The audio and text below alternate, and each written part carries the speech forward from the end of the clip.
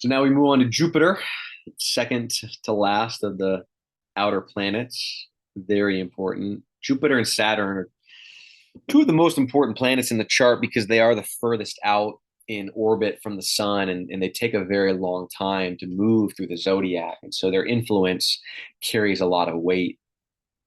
And as we move to Jupiter from Mars, again, we're moving from the third chakra of the lumbar center down to the second chakra at the sacral center. And this is the Svadhisthana chakra. Jupiter is primarily correlated to the elements of earth, primarily secondary water. It's the biggest planet in the solar system by far. It's massive, so that's where it's got the earth component, the heaviness to it, but it also has a watery element to it as well.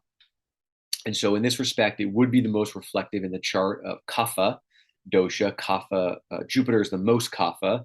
Moon and Venus are also secondary Kapha, but Jupiter is the most relatively.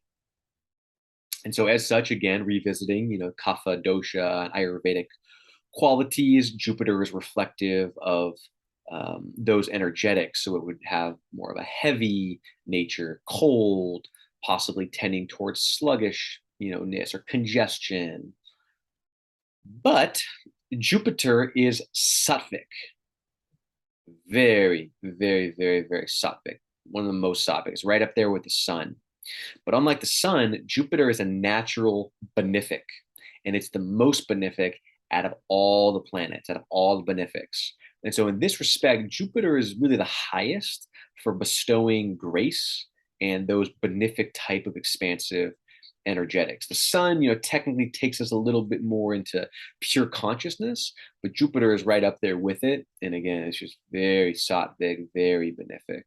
We really, really like that. It rules the constellations of Pisces and Sagittarius.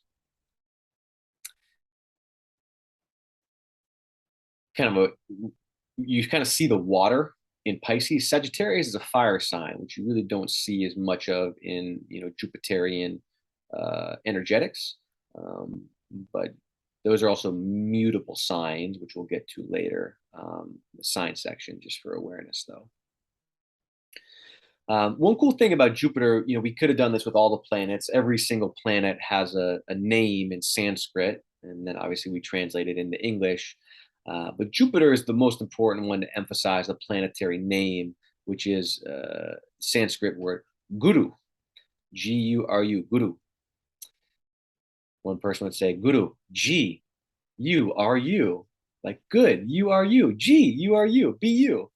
But Jupiter has these kinds of energies because a guru is one technically who is the remover of darkness, the dispeller of ignorance.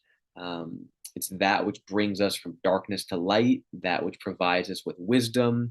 And so Jupiter has these kinds of qualities. Jupiter is considered to be the teacher of the gods, and it's like a priest type of an energy, very reverential, very high, guru type of an energy.